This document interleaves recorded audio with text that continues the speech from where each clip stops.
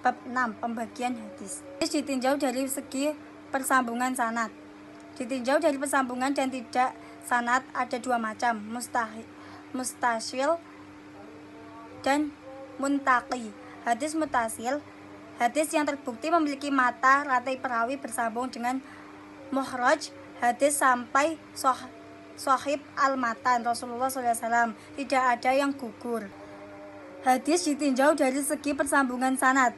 Hadis munkati, hadis yang mata perawi dari muhraj, hadis sampai Rasulullah terbukti ada yang gugur, yang sanadnya terputus di bagian mana saja, baik pada sanad terakhir ataupun periwayatan pertama. Jadi hadis yang gugur seorang rawinya sebelum sahabat. Di sini ada pembagian hadis munkati. Ada 4. Yang pertama mu'alak, yang gugur seorang atau lebih pada awal sanad. Yang kedua mursal, yang gugur sebelum Nabi. Dan yang ketiga mudlal, yang gugur berturut-turut di tengah sanad. Dan yang keempat balaqiyat, yang tidak menyebutkan mata rantai perawinya. Hadis ditinjau dari segi kuantitas sanad. Ditinjau dari segi kuantitas sanad dibagi menjadi dua bagian, yaitu hadis mutawatir dan hadis ahad. Hadis mutawatir adalah hadis yang diriwayatkan oleh orang banyak, yang dimana mereka mustahil, mereka sepakat dusta atau berbohong. Dan yang kedua hadis ahad, hadis yang di dalamnya tidak terpenuhi syarat-syarat hadis mutawir.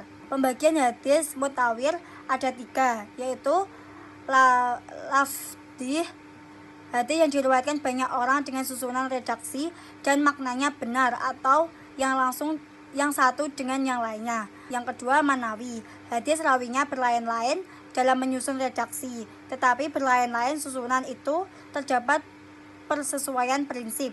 Dan yang ketiga amali, praktik keagamaan yang dikerjakan kemudian diikuti oleh para sahabat, tabi'in dan seterusnya. Di sini pembagian hadis ditinjau dari segi kuantitas sanad dan matan, dibagi menjadi 3, hadis sahih, sanad dan dhaif.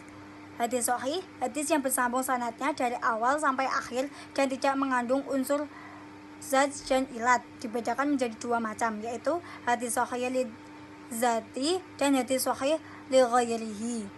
Dan yang kedua hadis hasan, hadis yang bersambung sanadnya tetapi nilai keabidatnya kurang sempurna, selamat dari unsur zat dan ilat. Dibagi menjadi 2, yaitu hadis hasan li zati dan hadis hasan li ghairihi. Hadis dhaif, hadis yang tidak memenuhi syarat-syarat hadis sahih dan hadis hasan. Penyebabnya karena adanya kelemahan pada sanad dan matan tersebut.